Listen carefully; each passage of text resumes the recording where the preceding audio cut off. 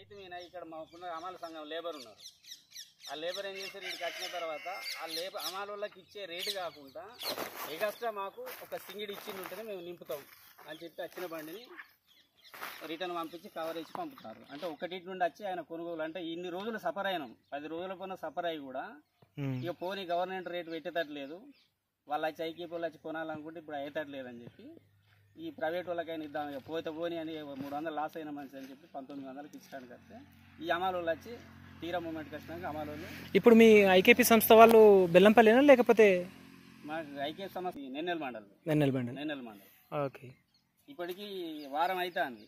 4 ట్రాక్టర్ల వడ్లను అటు బొర్రిచ్చి ఇటు బొర్రిచ్చి తేమ శాతం లేకుండా చేసినాం. తాళ్ళు వేయాలంటే తూర్పాల పోయాలంటే తూర్పాల కూడా పోతామన్నారు, కానీ ఇంతవరకు వచ్చి చూసిన వాళ్ళు లేడు, కొనుక్కపోయిన వాళ్ళు లేడు. అంటే ఈ రైతు రాదనేది ఒకటి ఎవడో పేరు పెట్టిండు, కానీ రైతు రాదేమో, కానీ రైతు రాదని పెట్టిండు, అన్నదాత అని పెట్టిండు, అడుక్కునే స్థితిలో ఉన్నాం ఇక్కడ.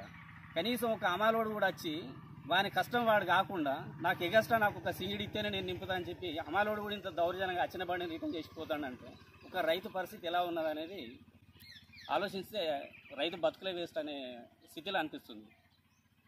చాలా బాధాకరంగా ఉంది భయ్య. ఎందుకంటే ఏ ప్రజాప్రతినిధులు వచ్చినా ఎవడొచ్చినా కానీ చెప్పుడు వరకు మాట్లాడుతారు, వాళ్ళు అన్నీ చెప్తారు. వీడికైతే ఇప్పుడు ఈ 10 రోజుల నుండి నా అడ్లు ఇక్కడ ఉండగా దళారులు వచ్చి కొనుక్కపోతే ఇట్లా కోసి ఇట్లా పట్టకపోతే 1700 క్వింటల్ చొప్పున పట్టుకపోతున్నారు. వాటికి ఏ తేమ శాతం ఎందుకు లేదు?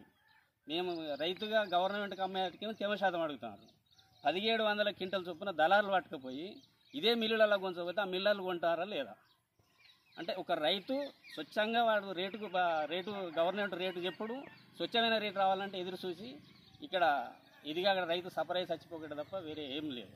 ఎక్కడైనా దళారులే బతుకులు. ఇదే తేమ శాతం అంటే ఇట్లా మిషన్లకి వెళ్ళి కోసి ఇట్లా పట్టకపోతే 1700 క్వింటల్ పెడతారు. అంటే గవర్నమెంట్ రేటు 2200. 2200 అలా వీడు 1700 కొంటాడు. 500 రూపాయలు ఒక రైతు మీద వాడు బతుకుతాడు. వాడు అలా బతుకుతాడంటే మనం ఎండబెట్టి అయినా కానీ సరే 10 రోజులు కష్టపడైనా కానీ 500 రూపాయలు గవర్నమెంట్ ఏదో బోనస్ కనిపిస్తున్నాడు. 500 ఈ 500 క్వింటల్ అయినా వెయ్యి, నాకు 60 క్వింటల్ అయితే అనుకుంటే 30,000 రూపాయలు వస్తాయి, 60,000 రూపాయలు వస్తాయి. ఈ 60,000 ఎందుకు పోగొట్టాలని చెప్పి వారం 10 రోజుల పైన కష్టపడుకుంటూనే ఉన్నా. తీరా మూమెంట్కి వచ్చినాక వీళ్ళు ఐకేపీ వాళ్ళు రాలు ఈ నేను సరే పోతే పోని 300 లాస్ట్ 800 పోతే పోని అని చెప్పి ప్రైవేట్ వాడిని పిలిపించుకుంటే ఈ ప్రైవేట్ వాడు వచ్చిన తర్వాత అమాలి సంఘం వాళ్ళు కూడా వాళ్ళ రేటు 40 రూపాయలు 30 రూపాయలు వాళ్ళ రేటు పోగా అదనంగా వాళ్ళకి సింగిడీలు ఇవ్వాలన్నట్టు. ఒక రైతుగా మీకు ఎందుకు ఇవ్వాలి నేను? సరే ఒక కళ్ళం నున్నగా లేకుండా వెడల్పు ఉన్నది అనుకుంటే మీరు అడుక్కుంటారు, నేను ఇస్తా అని చెప్పిన. లేదు మీరు అన్ని కుప్ప చేస్తేనే మేము నింపుతామని చెప్పి ఇంత నువ్వైతే కుప్ప చేసినట్టు కూడా వాళ్ళు డిమాండ్గా అడిగి మేము నింపామని చెప్పి ఆ బండికి కవర్లు పెట్టి వెళ్ళిపోతాం. ఏం చేయాలనేది మబ్బాయింది. అటు మబ్బాయింది ఏం చేయాలనేది అర్థమవుతుంది. మళ్ళీ వర్షం కొడితే మళ్ళీ ఎన్ని రోజులు నానబోయాలనో అర్థమవుతుంది. చాలా కష్టకరం అన్నది బాగా. రైతు బతుకులు వేస్ట్. మీరు వచ్చి మైచర్ చూడండి అండి, మీ మైచర్ చూసిన తర్వాత నేను కుప్ప కొట్టుకుంటానంటే ఆ మైచర్ చూడడానికి 10 రోజుల పోన ఫోన్ చేస్తే రేపు మా 10 రోజులకు వచ్చింది, ఇంతవరకు ఎవరు రాలి. ఇక వాళ్ళు రాలనే డిసైడ్ అయ్యే నేను ప్రైవేట్ వానికి లాస్ అయిన మనిషి అని చెప్పి ప్రైవేట్ వానికి ఇచ్చడానికి డిసైడ్ అయ్యింది. ఈ ప్రైవేట్ వానికి డిసైడ్ అయితే ఈ అమలు ఇట్లా చేసి ఏం చేయాలన్నా కానీ చాలా బాగా